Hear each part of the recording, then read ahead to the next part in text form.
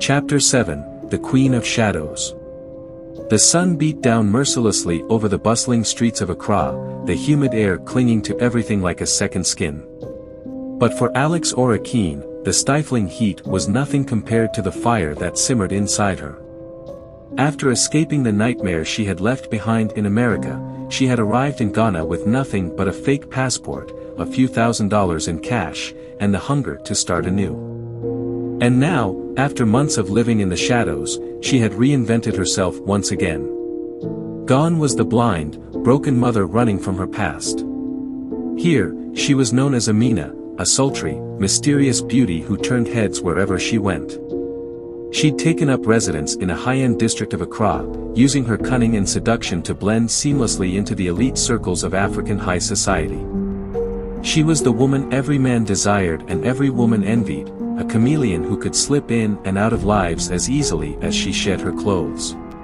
But the darkness still gnawed at her, the insatiable hunger for blood and control. And now, it had found a new target.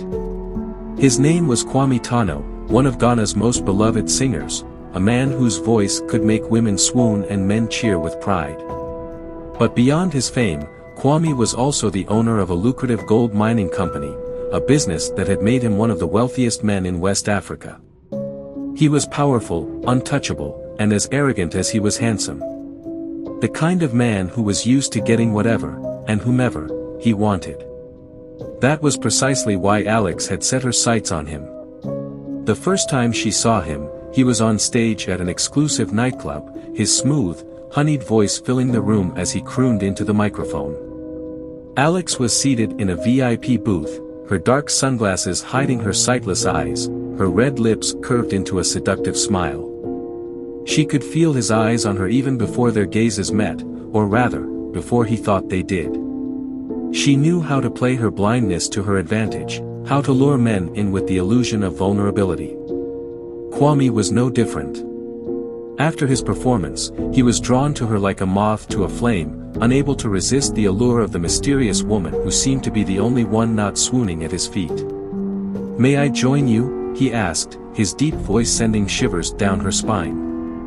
He smelled of expensive cologne and champagne, the kind of scent that hinted at wealth and decadence.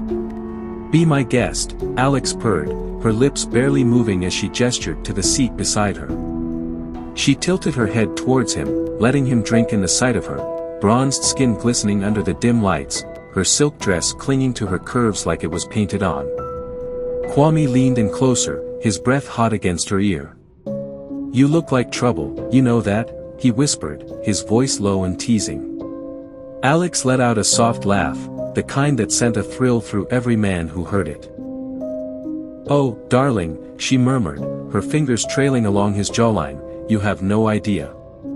It didn't take long for her to worm her way into Kwame's life. He was captivated by her beauty, her mystery, and the air of danger that seemed to cling to her like perfume. Within weeks, they were inseparable, a fixture at every exclusive party and event in the city. And at night, in the privacy of his lavish penthouse, their encounters were wild and frenzied, fueled by alcohol, desire, and something darker that neither of them could quite name. In bed, Kwame was everything she had hoped for, dominant, demanding, and completely intoxicated by her. But Alex was not a woman who was easily controlled. She knew how to give him just enough to keep him coming back, to keep him craving more. She would let him dominate her, let him take control, only to turn the tables at the last moment, leaving him breathless and begging for more. One night, as they lay entwined in the sheets, their bodies slick with sweat, Kwame whispered in her ear, "I want to give you everything, Amina. I want you to be mine." Alex's heart raced at the thought. She had him exactly where she wanted him, wrapped around her finger, desperate to please her. But what he didn't know was that she was already planning her next move, her mind racing with the possibilities of what his wealth and influence could bring her. "Prove it," she whispered back, her breath hot against his ear. "Give me something that shows me you're serious." Kwame's eyes flashed with excitement. "My company," he said, his voice hoarse with desire. "A share in the gold mines. I'll put it in your name." Alex's smile widened, her fingers digging into his skin as she straddled him, grinding her hips against his. "Then do it," she commanded, her voice dripping with seductive venom. "Show me how much you want me." Days later, the paperwork was signed.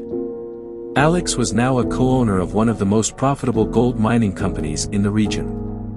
But even with all the wealth and power at her fingertips, the darkness inside her was far from satisfied. Kwame, blissfully unaware of the monster he had brought into his life, was too busy celebrating his new business partner and lover to notice the shift in her demeanor. But Alex could feel it, her hunger for blood was returning, the whispers growing louder with each passing day. She needed to kill again.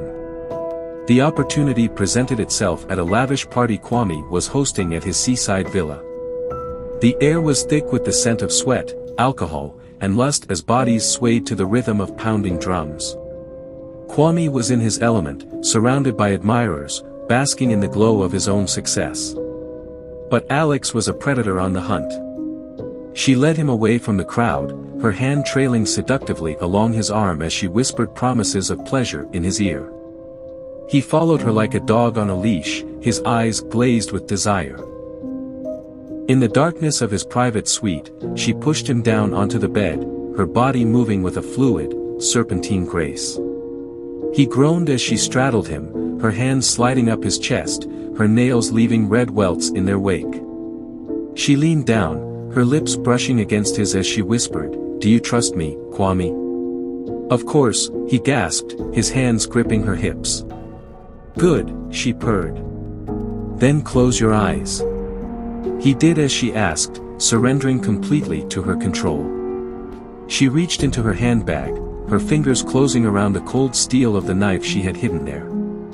The first cut was quick, a deep slash across his throat. His eyes flew open in shock, his hands flying to his neck as blood spurted between his fingers. But it was already too late. She leaned in close, her lips brushing against his ear as he choked on his own blood. "Shoo," she whispered, her voice as soft as silk. "It's over now." His body convulsed beneath her, his eyes rolling back as the life drained from him. The coppery scent of blood filled the air, mingling with the salt of the sea breeze. Alex felt a shudder of ecstasy wash over her as she watched the light fade from his eyes, her fingers coated in his blood. She had everything she needed now, his wealth, his company, and the satisfaction of one last kill. But it was not enough. It would never be enough. By dawn, she had cleaned up the mess, dumping Kwame's body in one of his own gold mining pits, where no one would ever find him. With her newfound wealth and the cover of a fake identity, she booked a private jet to take her even deeper into the heart of Africa. The darkness inside her was sated, but only for now. There would always be more men to seduce, more blood to spill, more power to seize. For Alex Orakeen, the Queen of Shadows, the hunt would never end.